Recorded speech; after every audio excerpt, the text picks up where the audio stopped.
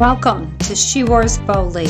I am your host, Dr. Debra. Today, we're going to be diving into the stories of extraordinary women who are rewriting the rules, shattering expectations, and refusing to fade into the background. Empowered women say no to being defined by their challenges in a world that tries to silence and sideline them. She Roars Boldly celebrates the remarkable journeys of women who have transformed their struggles into stepping stones to success. So grab your coffee or tea, settle in, and get ready to be inspired and fired up.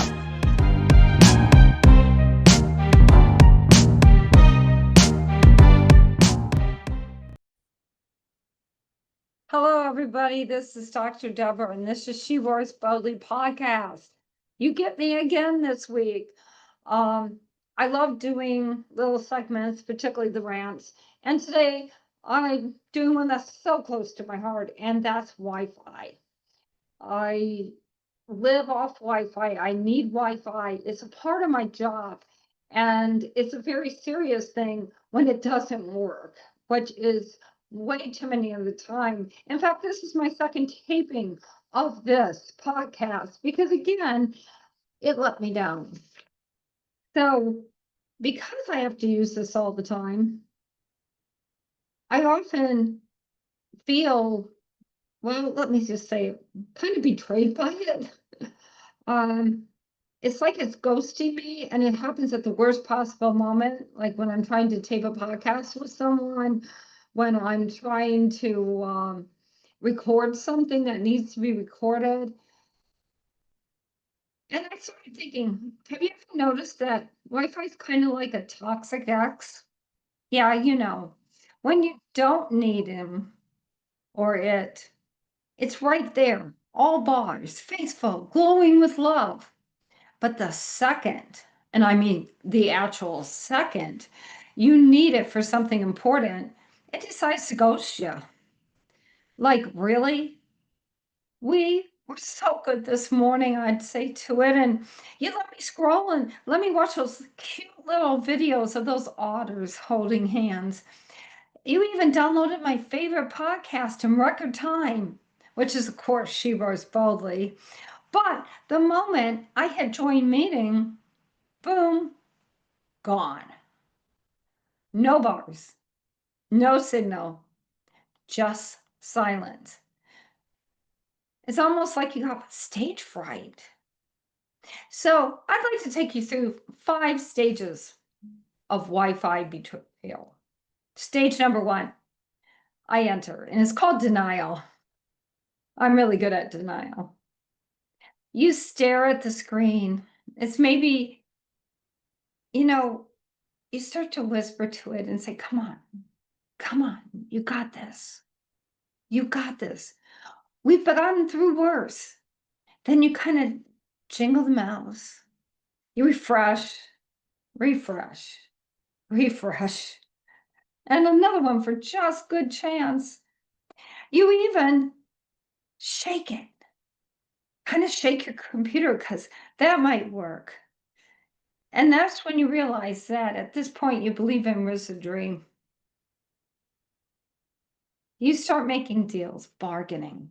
Oh yes, second stage. You start to say things like, please, I just need 15 minutes, 20 minutes. I just need it at this point. Just give me that, okay? Can you give me that? If you do, I promise I'll stop streaming that reality TV in HD, and I will stop ignoring your firmware updates. I'll keep right up on top of it. I'm even gonna unplug you for 15 minutes so you can nap later. Then you hit stage 3, rage.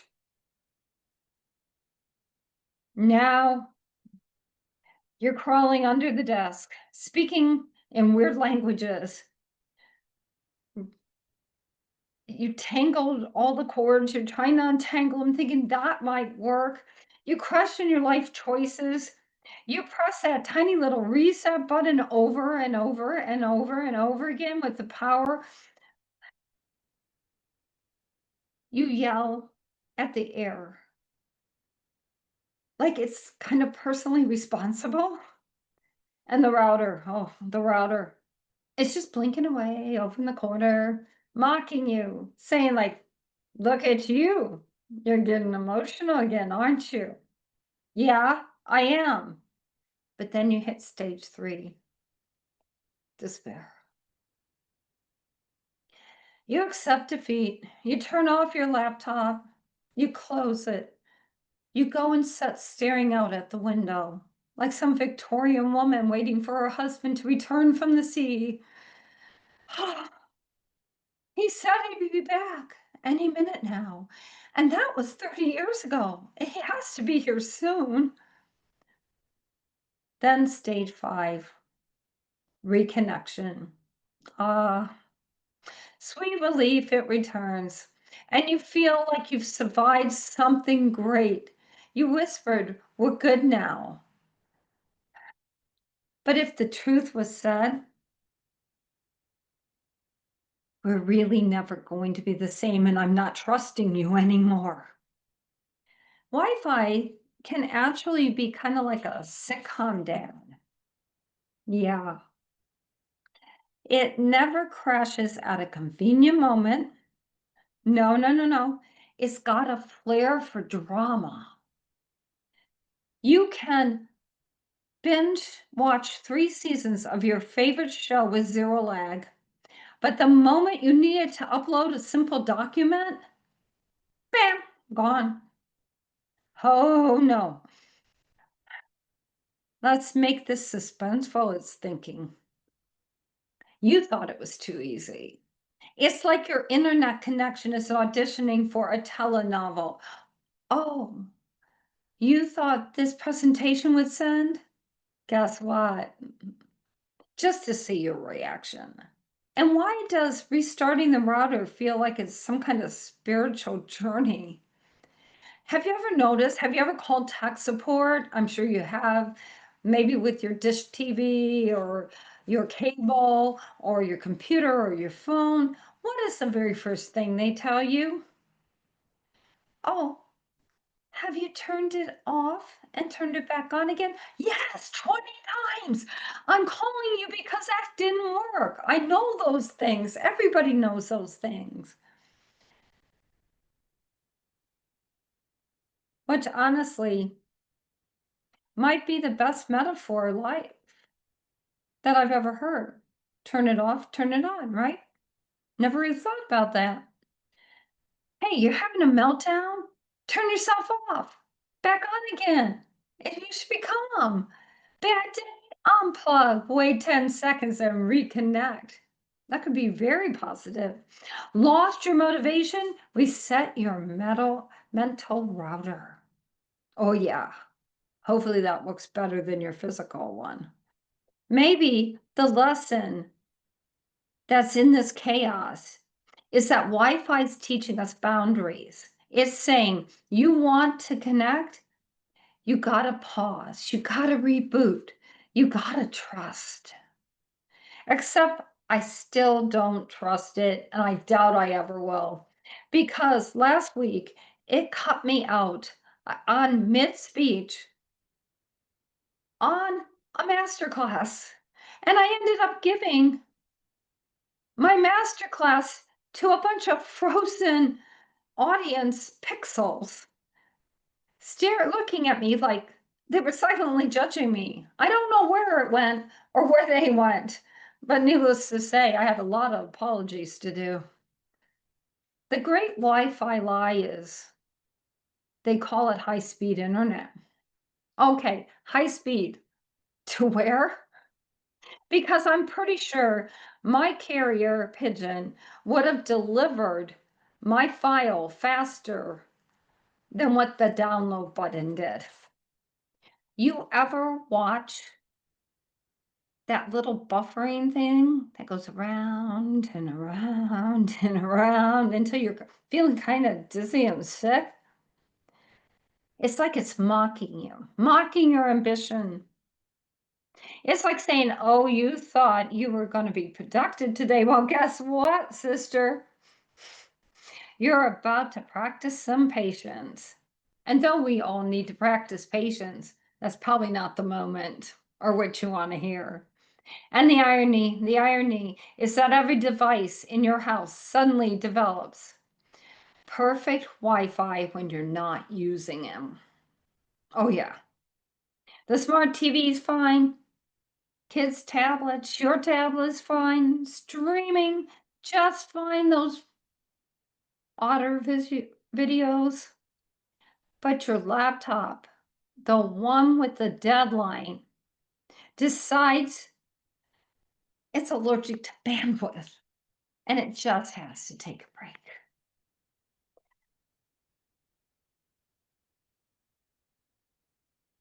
Well, we can't live without Wi-Fi, and it's almost like it knows it. But I started thinking if Wi-Fi were a person, it'd be that flaky friend you had from high school who says, "Oh, let's meet up. I'm on my way," and shows up 2 hours later. Yeah, that flaky friend is unreliable, inconsistent, and somehow you still invite it back into your life because, after all, what's the alternative? Dial up? Oh, I had dial up for many years when I lived in the country. No, that actually makes Wi Fi look fast. Oh, let's talk about public Wi Fi. McDonald's, Starbucks, yeah. It's a great pretender. And it says it's connected, but deep down you know it's lying. You walk into the coffee shop, into McDonald's, all hopeful, laptop out, ready to change the world, grab that coffee, settle in, and hit the free Wi-Fi button. It's like being told there's free dessert and finding out it's a raisin. Here's the thing, beneath all the rage and ridiculousness, Wi-Fi betrayal is a tiny minor mirror of life. We depend on things we can't always see. We expect consistency from systems that were never built to be perfect.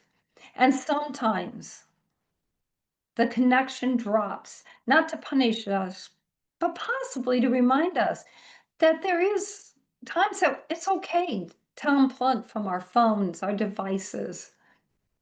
It's okay to have silence for a bit. And it's okay to not be connected to everyone and everything all the time. But still, if my Wi-Fi cuts out one more time during a coaching call, during a podcast, I'm telling you right now, I'm absolutely gonna find my roar. Yeah, we depend on technology in this world so much, and yet there's so many struggles with it. But we still do have to remember that we are now living in an age that, despite the fun things I was saying, that we are connected to each other, to our family, to our friends. And it was a big saver during COVID. We were actually able to connect when we couldn't be in the same room, in the same house. So, as frustrating as Wi-Fi is for me, and probably for you also, there is definitely a place where it's used to connect the world. Because I can talk to people in Australia. I've done podcasts with them. So let's celebrate Wi-Fi, take it with a grain of salt, and hope that I can get this out tomorrow so that you can see it, because my Wi-Fi actually worked for a change. Have a wonderful night. And always remember to roar boldly, to stand firmly, and to become and be your authentic self.